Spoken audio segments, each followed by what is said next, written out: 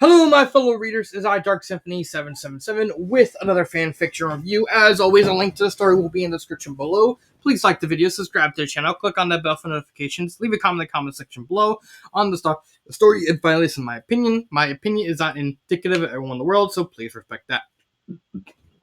So, story I am doing a review of this time is Tengu's Misfortune by Keymaster. It is a Touhou fanfiction. It is the final story of the Being Mei Ling verse. And I'm going to be upfront.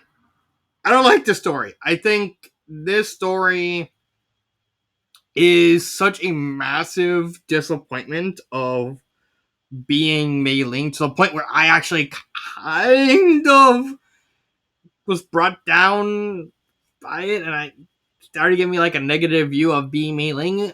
Don't get me wrong, Being Mei Ling is still a good story.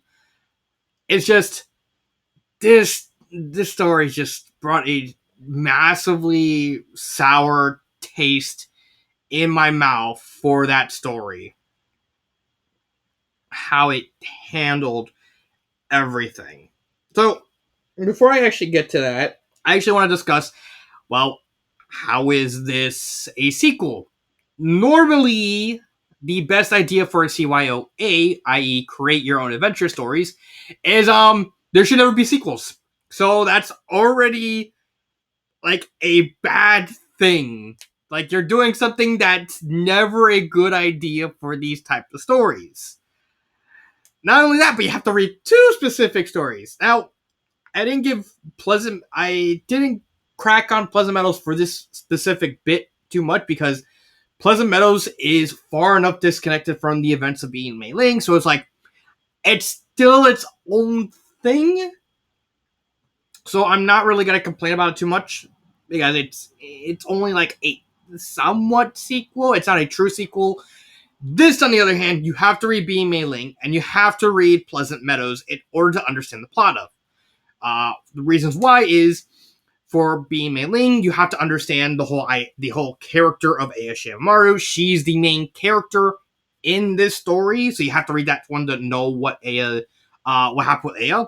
And with Pleasant Meadows, you have to read it specifically for the Hina Kageyama plot point that was introduced in that story. Basically, Hina wanted to leave the mansion in order to spread good fortune, because that's what she does. Problem is, she was prevented from moving from the mountain by the Tengu, the ultra-conservative Tengu people who are kind of becoming stagnant. And this story kind of sets about continuing that specific plot point, just with Aya helping Hina kind of start her own fate. That's more or less the main plot. There's two main plots of this story. First one is, due to the fact that the Tengus kind of were involved inadvertently, but they were kind of the reason why Hina kind of got involved in the Pleasant Meadows situation. So they basically said, all right, Aya, you're going on parole, and your mission to bring honor to the Tengu clans is you're going to meet with Hina, and you're going to help her become a good goddess. So please do that. And so Aya moves with Hina. Hina completely does not trust Aya, because Aya, it's not so much the pedophile thing, it's just the fact that Aya is a Tengu, so she's like very, very distrustful towards Tengu as a whole. But Aya comes with the idea of like saying, we're gonna make you a big religion in Gensokyo. And she even comes up with the idea, voted by the fans, of joining with the Aki sisters, who are like fall goddesses. They're like very, very minor goddesses that just help out with involving the fall, like good work and good food and booze and all that. To start to join it up and work together and make their own religion and spread the faith to the people, to the humans and yokai of Gensokyo. That eventually catches their eye of all the other major faiths, i.e. The Hakare faith, the Morias, the Taoist, and the Buddhist, and all that. So, that seems like a good idea for a plot. The problem, again, is that this This is a sequel. Why are these store? Why should CYOAs never have a sequel? Because you're instead of the author having the urgency to kind of dictate what he wants to do, you're pretty much not only expected the author for the readers to go along with your idea, but it's also very, very hard to keep track of what makes sense because everyone automatically assumes that CYOEs are always going to be one time deals. Pleasant Meadows Pleasant Meadows is an exception because that's not really that's not really a plot. It's not real. No, Pleasant Meadows is not really a sequel. This is a sequel, so a lot of people just didn't expect it to be a sequel because it's like, oh, well, Being Mailing is just mostly a comedy story. Being Mailing got an excuse. It's a comedy story. They can gotta mess around with it. This, however, is a very, very thematically heavy story that people kept trying to make light of because it's like, oh, because it's connected to Being Mailing, therefore we're gonna try and throw in a bunch of comedy stuff, despite the fact sometimes in the moment comedy is not the best thing. So it's like you're just gonna. It's a really big mess that causes way too many problems. That it's just never. It's honestly never a good idea to do this to do sequel for CYOEs, especially if the sequel is going to be so massively heavy on plot because CYOEs those usually work best with with stories that are very light on plot, so you kind of mess around. For example, Being Mailing, that's mostly like an episodic feel of everything. It's like, what's the plot of Being Mailing? Oh, it's just random adventures that just happen that Mailing gets involved in. While this story, it's about Aya not only trying to redeem herself by fixing up the reputation of three very, very minor goddesses in the Gensokyo world, but also trying to trying to continue on her journey to resave her people from stagnation and possibly extinction. That's a very, very heavy plot that you kind of that you're putting a CYOA on with the hopes that the people reading it doesn't kind of just go for the goofy options, and it doesn't help that the author throughout the story keeps putting in goofy options and kind of forced to go along, except for one instance. We'll get to that, and it tries to be too many things and doesn't succeed in any of them. And we haven't even touched upon the second plot involving the Tengu. Okay, so this one is heavily tied into Aya's character in Being Mailing, but in the second plot, it's eventually revealed that Aya was actually possibly the oldest living Tengu in their people, like the oldest. She was there since the beginning, where they were just slaughtering people and murdering people and just being like actual yokai. And one day, she started getting like a conscious, and she saw all the carnage and everything. She was like, she was like a samurai warrior, and she's like, this is enough. I'm not doing this anymore. And she put down her sword and refused to get involved in any of the violence. She would still watch because she was only one Tengu, and she can't really do much from that. But then a big incident happened where over time, they started getting more human features. They basically lost the beaks, they lost the feathers. They turned into, what we see here, like actual humans. And she started, Aya started getting like conscious. She started helping people. The Tengus discovered a village, and Aya was basically just observing it.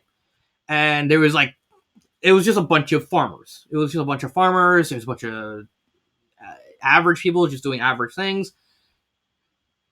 At this time, the Tengus haven't really gotten over their savagery, so they convinced themselves that this little village was a destination for the yokai hunters to resupply. So basically, these villages was resupplying them, except they weren't. So the Tengus, to sate their bloodlust, attacked the village and murdered everyone in it. This is a very dark and heavy stuff. Aya found out about it and basically reprimanded everyone. It's like, you basically murdered a village full of innocents. And all the Tengu, they collectively took one look at the whole. Once they got over their bloodlust, they took one look at the entire village, and they all collectively realized what they'd done. And they all just realized we fucked up. We weren't we're in perpetual war. No, we just became murderers. So that led to the Tengus becoming so scared of that moment, of them, that they wanted to prevent that moment from ever happening again. They became ultra isolationist, conservative, just so they can run from the pain of this specific incident. So they basically walled themselves off. No one was allowed to leave. No one was allowed to do anything. And they basically said, this whole incident did never happen. No, they just stuck their heads in the sand and they all collectively decided this never happened. Except Aya, who realized that everyone, like everywhere outside of Gensokyo, they're becoming more humane. The yokai hunters are starting to exist less and less. So she realizes that we got to at least reveal what we did and try and open us. Like this happened like 1,000 years ago.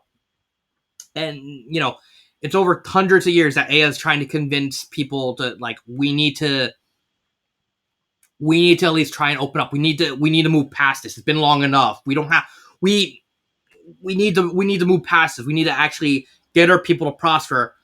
But the Tengu councils were just still so afraid of what happened that they just kept rebuffing Aya. So Aya basically like, okay, fuck this. I'm going to leave the village and build my own house and start writing about what happened, because I still have memories of what happened and I want people to know what happened, so that way they know that we want forgiveness. We want to move on from this, and we have to. And so Aya left the village. She left the village, built her own house, and started writing about that incident, and even started, trying to. And she spent this way for years, decades, and she spent decades all alone in the wilderness of the mountain, just writing, trying to perfect her craft, so that way when she when she thinks the Tengu people are going to leave and open up and start, embrace the fact that they want to move past this, and it's implied to be like nearly 100 years later, she realizes that no one's coming. She goes back to her village, and then she finds out that they exiled her, and she starts to go mad, and she realizes that she starts to go mad, but she wants to tough it out. She lasts roughly 30 more years, and then she mentally breaks, and she becomes a broken person who wants attention, any sort of attention, even if it's the most depraved thing possible, which is the Aya we get in Being Mei Ling. She's basically a depraved sexual that takes pictures of people's panties, because we find out from this story that the reason she acts like that is because she's getting attention. She was so attention starved from spending a century by herself, a century in alone, in willingly and then forced exile, that it's the only way she can even get any sort of attention from people outside of the Tengus. And she doesn't realize she's so far gone mentally because of that, because her mind quite literally broke from that loneliness, that solitude for so long, that she doesn't even realize that what she's doing is bad, because she's still, in her mind, all she wants is the attention. All she cares about is the fact that, people are like paying attention to her somehow. And it's such a very sad fact, because all Ada wanted to do in this story is she realized that her people were starting to get stagnant, and she just wanted to help them. And they were so stuck in their ways that she didn't realize that she was alone in this mindset. And so the second plot, it basically revolves around the fact that, she actually gets like actual healthy encouragement from both Hina and the Aki twins, and her mindset, her mental faculties. She actually starts to repair them, because she's getting love and attention and care, something she has gone so long without. She was so like that, and and she realized that she was such a horrible person, that what she did in being mailing and everything before that, after she mentally broke, that she realized that she wants to redeem herself. She wants to be better. She not only wants to be a better person and earn everyone's forgiveness. She wants to finish what she started all those years ago. So that's basically the second plot. Her finishing what she set out to do, that led her on this path, that broke her mind, that broke her spirit, that turned her into such a broken person that she kind of inadvertently became a pedophile. She wants the Tengu to open up, and she realizes now she has actual people who want to help her, and she realizes, I can do this. I can save my people from extinction. I can save my people from stagnation. Let them be more open. Let them be free. Let the people do what they want without fear of what happened that all those centuries ago. I can do this. And it's such a monumentally deep and dark task, because it's someone who's trying to fix a multi-centuries of grief and pain, that they're just so afraid of moving past, that there's a big emphasis on that in the second half. And then it all gets undone because the author wants to, the readers want more goofiness. You can hear the mental facepalm of this whole thing.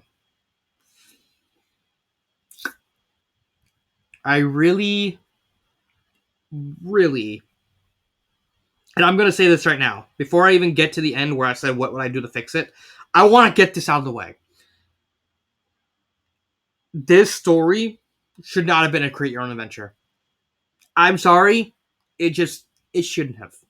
I just wanted to get that out of the way, because hearing about Aya's story throughout the rest of the story, it's like this is like heavy. This is political themes. This is sexual themes. This is like grief and war and very, very dark tones that really don't work for this type of story, because you're expecting different people to have the same opinion and all universally agree on the path you want to take.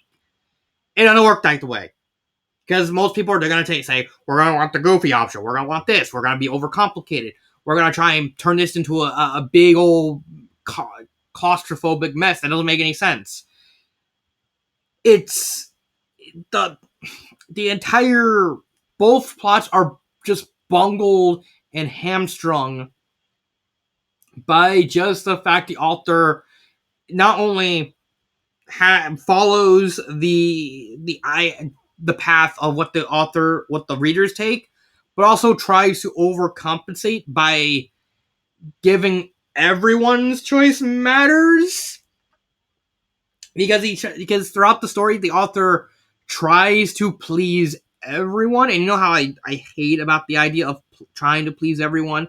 Granted, CYOEs are kind of looser in that direction. The fact that you know the readers are the ones that ultimately choose where the story is going to go, but the point still remains: if you try to please everyone, you end up pleasing no one, and that's ultimately what happened with Tengu Misfortune. The author tried to please everyone by taking everyone's suggestion and kept ruining the immersion and the consistency of the story that the author kept inadvertently digging himself into a hole that the readers kept dumping the dirt on. It is so bad. Oh my god. Okay. What about the characters?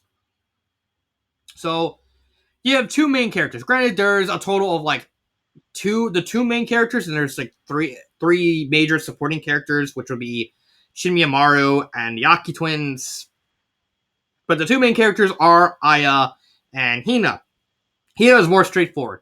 She was basically the very down on your luck curse goddess. Well, her whole thing is that she wanted to remove misfortune from others, but people were afraid of her because due to the actions of Hideo no Akio, spread the rumor that she basically kind of spread word about the possibility that Hina didn't try and contain all the misfortune, but spread misfortune to whoever she wanted to just by being near her, which is not true. Canonically, Hina's whole job is to basically spins around, and whatever misfortunes around her gets absorbed into her, and then she transfers the misfortune into these dolls that she has. But Hina is very, very despondent over the fact that people are so afraid of her because of a misconception, something she didn't even cause, something that was inadvertently spread by someone else. That she tried to leave Yokai Mountain so she can try and get a better shot. Gets rebuffed by the Tengu, and then then she joins in with Rinnosuke for Pleasant Meadows, which leads to the story where she gets to leave the mountain finally. She makes a new home with the Aki sisters. They made thanks to Yamame the spider, she gets a new home. She gets a family. She actually becomes she doesn't even stop. She actually not only contains misfortune, but she actually starts spreading fortune. So she actually becomes a god of good luck and sort of thing. And her report with Aya, them going through the motions of them Hina distrusting Aya at first because of what yokai she is, to slowly warming up to her, to eventually they fall. Hina and Aya fall in love, and they have like a little romance thing. It's honestly so sweet. That's actually, honestly, spoiler alert, Hina and Aya's relationship is actually my favorite part of the story. I think their relationship is so sweet and so caring that it was just so well done. I love that. Aya's character, on the other hand, I already kind of talked about it more or less in the plot, but her character in a nutshell is the fact that at the start she's still mentally insane. Like, she's still a broken person mentally because she has like a lot of insane nonsensical logic in the first 2-3 threads. However, after an incident where she basically her whole ideology in the beginning is the fact that, well, I want all you to be in miniskirts and like have like swimsuit calendars to spread faith, you know. It's like, and then he challenges Aya. It's like, well, okay, if I took a picture of you while you're naked or like barely clothed, what would you do? And she goes, I pose. And then a little bit later in the story, Aya's getting out of the shower, and Hina's like opens the door. It's like messing with a camera. It's like, I wonder what this newfangled picture does. Like, and starts taking a picture of Aya. And Aya just starts realizing it's like, this is uncomfortable. And this is actually the start of how her mental faculties start coming back to her, and how she starts becoming like actually a sane person.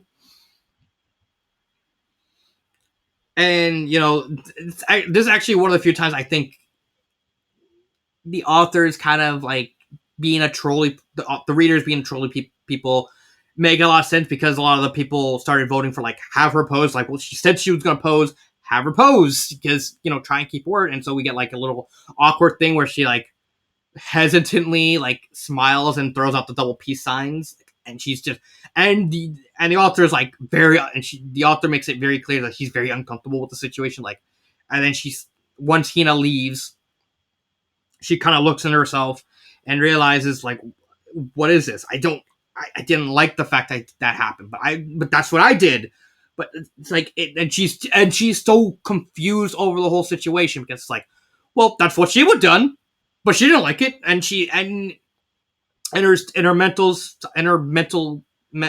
state is like constantly at war herself for like a little bit more, and she's just trying to figure out what's going on, and then she completely remembers what happened in the past and realize what she did was such a horrible thing, and she just completely breaks down and vows to become a better person, because she doesn't want to go through, she doesn't want not only her but nobody to go through what she went through, that forced isolation for 100 years.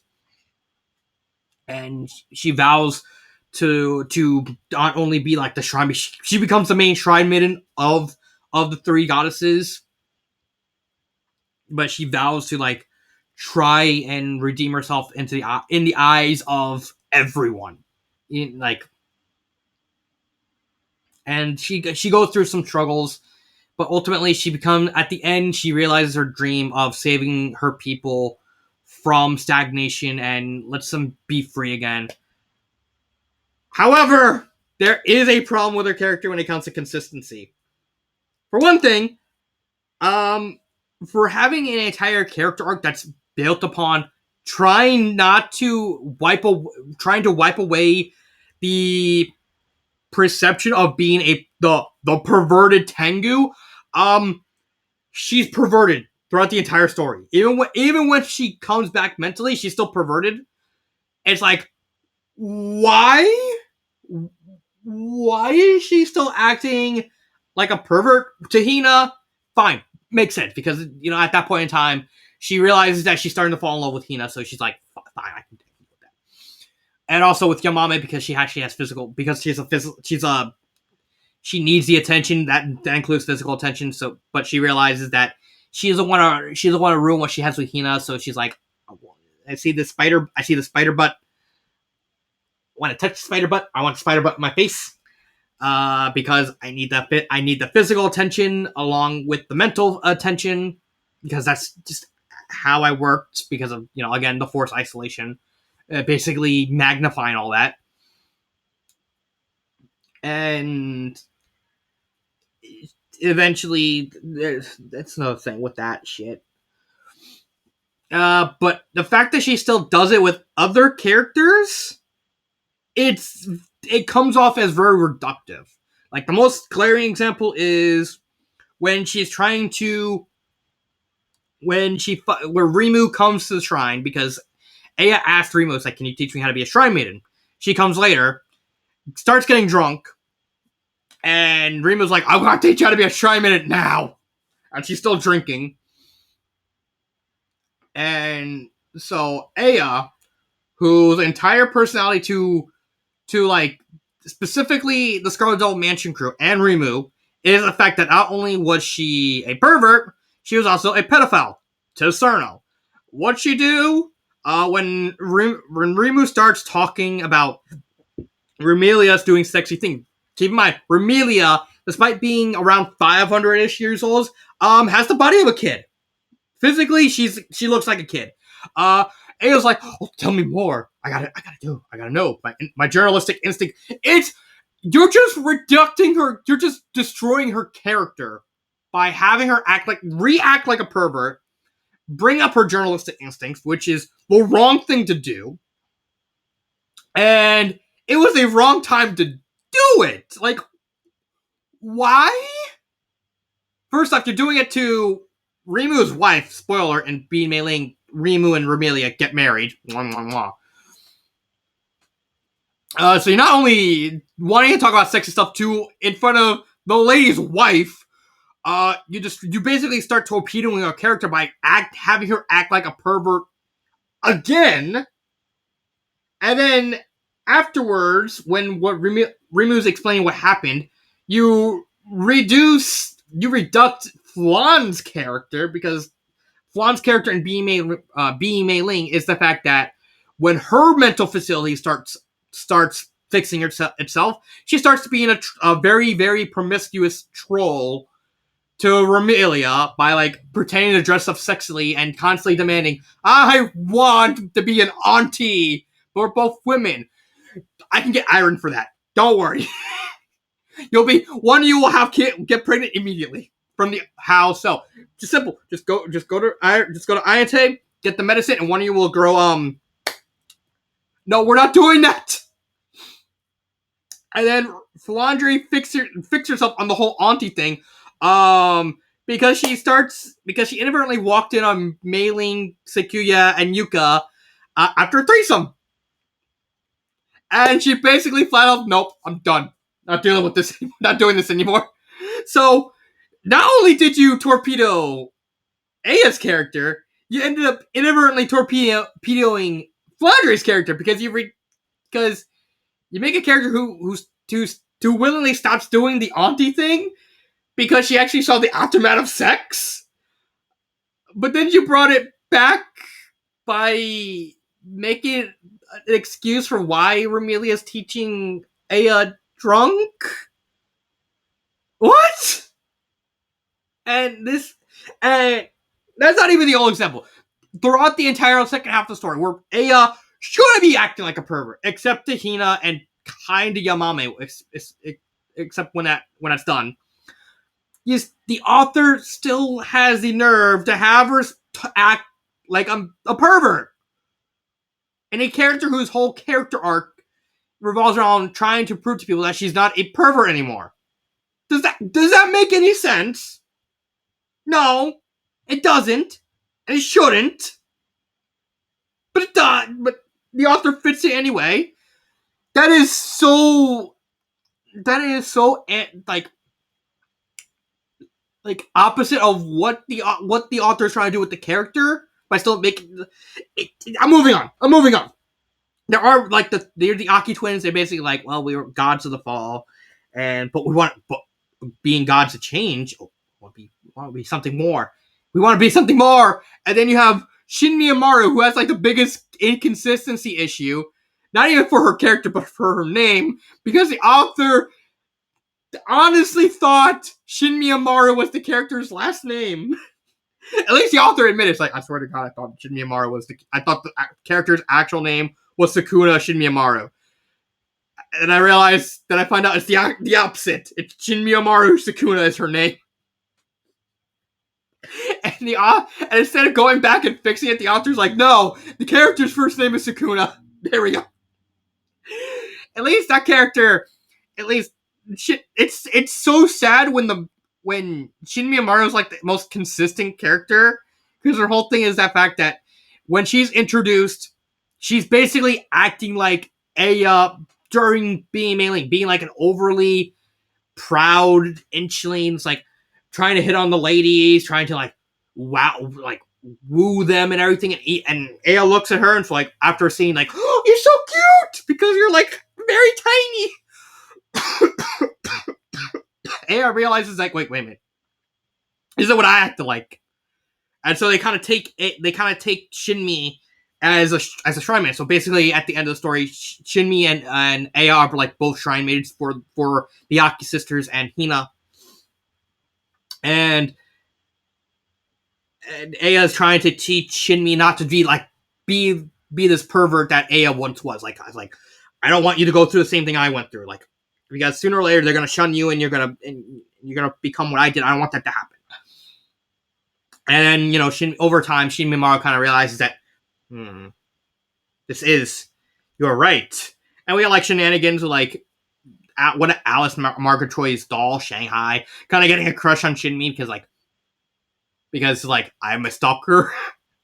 And then Yomu, like the implication that Shin Mimaru and Yomu kind of become an item because their love of poetry and swordsmanship, like this. We give you like a funny moment, like where like Aya's like completely passed out and she like gets attacked by Shinmi, who's like, "You're taking all the ladies." It's like, huh? It's like, "Fear my sword." It's like, "You mean the little needle? What'd you say about my sword?" And basically just starts attacking Aya with her shining needle sword, which is just like the world's sharpest sewing needle. Like it's fine. Like it's fine. But those are the major characters and the main characters. Grammar errors. There's tons of them. They weren't really as prominent in Being Mei Ling. Being Mei Ling had a bunch of them, but they were like, fine, this is like your first story. Being Mei Ling is like kind of the author's first story. So it's like, that one kind of get an excuse. This story doesn't really have an excuse. It just doesn't. And we get to the other two big problems when it comes to the writing itself. It's very inconsistent in tone. It doesn't know what it wants to be. Like, this is not like the Lawyer and the Unicorn, where the biggest problem is that it doesn't know what it wants to be at all. This knows what it wants to be.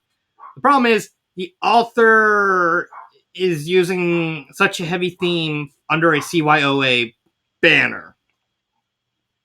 And that caused a lot of problems with tonal dissonance. So while the author knows what he wants to do with the story, a lot of the readers want more comedic elements, because even during like serious moments, or more accurately, it causes a lot of derailments. Derailments in CYOAs are simple.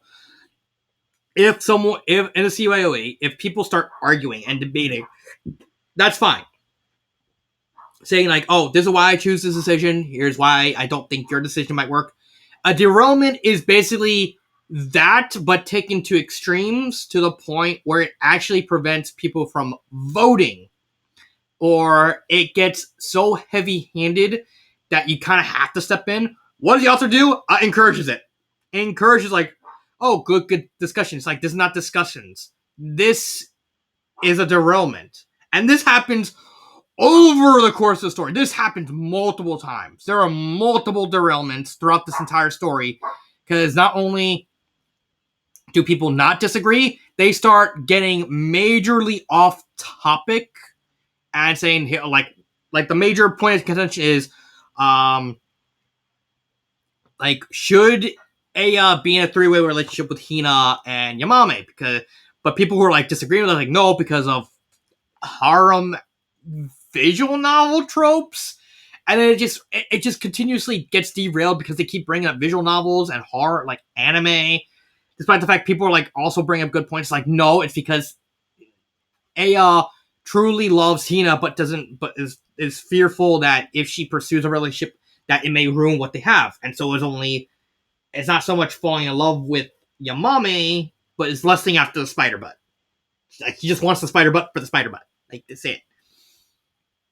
And even when the end comes up and like, well, hey, not only are Aya and Hina, they fall in love, but they are getting intimate because it doesn't ruin the relationship. People still want people to hook up with Yamame because threesome, despite the fact, one, both B and Mei Ling end up with a threesome. Sakuya, Mei Ling, and Yuka all hook up together. But also, Pleasant Meadows also kind of ends up in a pseudo three-way relationship because the main character kind of splits into two people. One hooks up with Shiki, and the other person hooks up with Parsi. That's kind of a weird situation, but still a three-way relationship. But this one, it honestly didn't make sense for a three-way relationship to work because of the whole dimension of Hina and Aya. Not to mention, Yamami was kind of like a hanger-on for the most part. So when people were like, "Well, we have Kugasa, who wants to be lonely and who wants love too," hook her up, and then it caused a massive debate that the author is like, "Oh, I'm gonna leave this debate up for like another day," and cause massive derailment because of like you're bringing up this shit like, oh, anime visual novel tropes, Kogasa's character, Yamame's character, like it kept going on, and it prevented people from voting, and only like that is not the right thing to do, and encouraging it's so bad. And combined with the fact that the author kept trying to please everyone throughout the story, it made matters so much worse. Like I did not like how he handled this. With the three relationship in Being Mei Ling made sense. Both Yuka and Sakuya, they genuinely fell in love with Mei Ling because Sakuya basically loved Mei Ling for her loyalty, and Yuka fell in love with Mei Ling for being the first person to actually open up and kind of not see her as like the sadistic yokai who basically just wants to kill people for fun.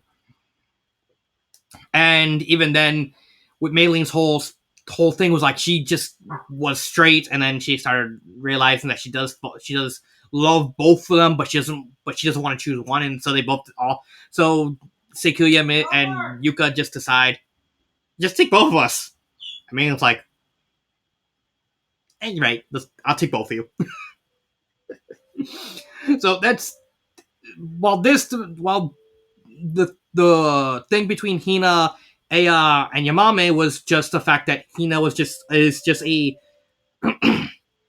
not only did Hina and Aya have like a more genuine chemistry between each other, Yamame more or less just came off as like the booty call sort of thing. Like even Aya, like even the Bates kind of brought it up. Like they don't, Aya just doesn't see Yamame as like wanting to be in a genuine relationship like she does with Hina, especially once they get intimate and all that. So it's like Yamame just becomes a third wheel, and that just kind of ends that. But they still kept debating and all that. But again, it kept happening throughout everything, and that's the same thing would happen with Mei Ling as well, with like tonal consistency. It's like you kind of had like everyone assumed it's like, oh well, the burning down the house in Being Mei Ling, because that's what happened in Being Mei Ling once they found Aya's Cerno shrine. Aya and Momiji burned down her entire house. That's fine. Because everyone thought, oh, it's haha, it's a comedy thing. It's like, oh, it kind of fits the situation of like comedy. But then we see the aftermath of it and how much of a problem it caused for Aya, because now she had to live, and she thought she lost all of her belongings. She lost everything. Only for Momiji, it's like, Mei Ling gave me an hour to get all your stuff, which was never mentioned. Granted, that story took place from Mei Ling's perspective, but it still felt like a cop out that you're trying to shove into the story. And then Mei Ling came off as a massive karma Houdini who just acted like a jackass, which was completely at odds with her character in Being Mei Ling, being like a very stern, overprotective type. Like you kind of overdialed it and had her past overprotective to like a straight up jackass, to the point where everyone kept kind of hating her. Like they really hated her character in the story, which brings us to the big thing. what is the one rule that someone writing a CYOA should never do? It's simple. Never override the votes, because these types of stories, their whole purpose is that the readers, the people reading this, are the ones who decide what happens. I will take you thread 8. In this part, Aya, after Aya's more or less restored her mental faculties, and she has an idea to kind of spread the kind of make the goddesses a change more hospitable to everyone, but they also agree that they need to do something with the Tengus. So in this part of the story, Aya goes to visit Rimu, who's living with Ramelia, more or less, to basically let Rimu know that I'm going to try and like get the Tengu people to stop being isolationist, so that way they can be more open.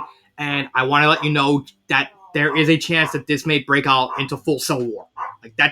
And so Rimu's like, all right, well, as long as I won't get involved as long as they keep. If it does descend into civil war, if they keep things on the mountain, I won't get involved. Kanaku's another example, a different thing altogether. But if they leave Yokai Mountain, I will have to get involved. And so they basically come to terms with that. So, what happens? Rimu asks Aya, is there anything else that you want to ask us? And the author makes a... no, not here. Not here. I gotta go...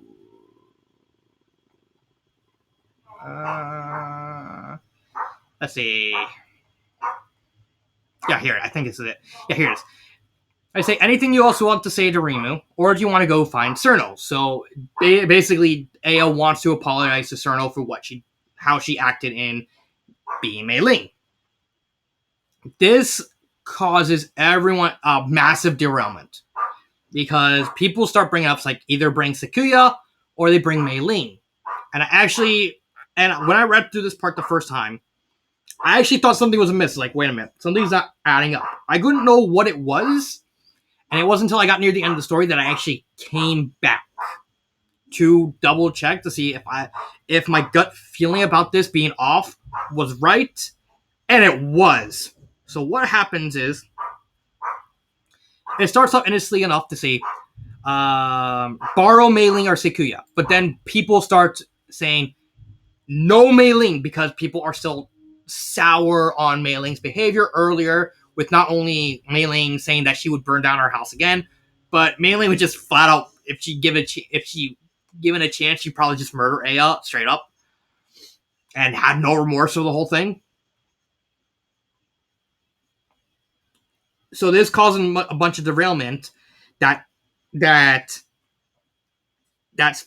becomes split between people wanting Aya to bring Mei Ling and people not wanting to bring Mei Ling.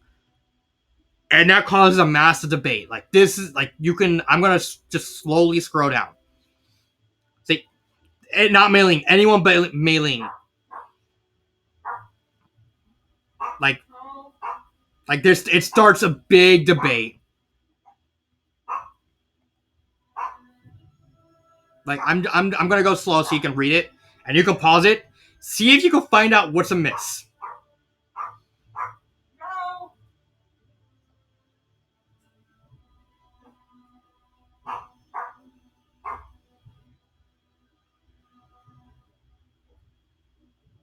I'll just keep going until I get to where Keymaster said he's gonna end the vote.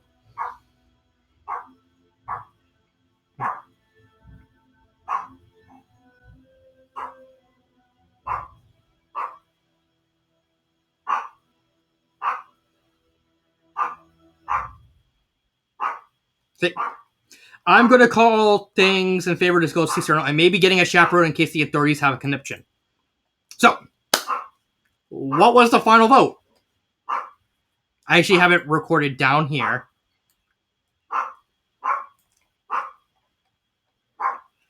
It was either Sakuya Mei-ling 2, just Mei-ling 5, just Sakuya 1, but the majority of people did not want Mei-ling to get involved. Do you know what the author did? Do you want to know what the author did?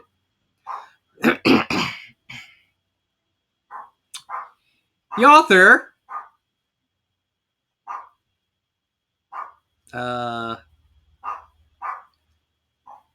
where is it? Yeah, right here. The author decides to fuck the vote and say Mei-ling, despite the majority of the people not wanting Mei-ling. Anyone but Mei-ling. Because this author clearly has a bias towards Mei-ling. I understand the bias you're going to apart, but one should never take a CYOA and completely disregard a vote just to sort those biases. Because not only is that a massive slap in the face to the people who voted, because guess what? Now the votes didn't matter. Because I'm doing what I want. It destroys the integrity of the entire story. Because like now it's like, well, if this vote was rigged against the majority, who's to say the rest of the story is not rigged? It's also a very, very demonstrable insult towards the writer's skills, because you're the ones who counted the vote. The only reason I think of that the reason why you specifically allowed this is if the votes, if there are duplicate votes, but nobody mentioned the possibility of duplicates. This is like this. Like usually, I think in this website, because it was mentioned once or twice, if there were duplicates, they would mention there might have been duplicate votes, but there wasn't. It was just a massive argument that hid all these. But since he's the one who's supposed to count the votes, the fact that he willingly counted the votes means he just said, no, fuck the votes. Votes don't matter. My word matters. Then why? Then I like to ask you, Master, why did you make this a CYOA in the first place if you're gonna do this shit? Like I'm gonna segue right into what I recommend this story. I'm not recommending, even if the consistencies were fixed, even if the grammars were fixed, even if the rest of the stories were fixed, I would not in good faith recommend the story just for this. Because this is insulting. This is monstrously disrespectful to this type of story as a concept that you pulled this shit. This should not have happened. The author should not have done this, because it's very clear that the author has a bias. Because the author not only has Mei-ling wildly out of character for the context, the author refuses to let Mei-ling apologize. The apology at the very end comes off like a very, very awkward, calm down readers, which doesn't go over well, and paints Mei-ling in a Karma Houdini way. Because at its core, this story should not have been a CYOA. It should have been just a flat out third or first person story. That's just how it is. It's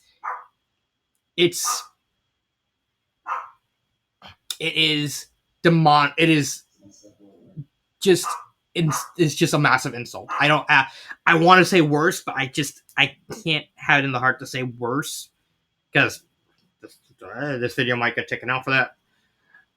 But it's so insulting, the fact that the author pulled this, and also the fact that nobody caught it until I did. Now, if there were duplicate votes, fine. I will amend that. But until I get confirmation that they were duplicate votes, I'm going on the assumption that the author just ignored the vote and just put it and just said, fuck it. I cannot. And even if this didn't exist, I still wouldn't recommend it because it's so tonally inconsistent throughout the entire story that it's just a monstrously bad fan fiction all around. I don't have anything more to say. I already said what my favorite part is. It's the relationship between Aya and Hina. That was very well done. It was very sweet. What would I fix? Just rewrite this story as a traditional first person story. Get rid of the CY. Get rid of all the CYO aspects of it. Just leave it as is. Just rewrite the whole thing. I everything else that I would want to fix all stretch back to the fact that this is a CYO fic, and that just completely just completely destroys any purpose of anything else. That's it. That's all I have to say. So this has been Dark Symphony 777 with Tengu Misfortune. I will see you next time, and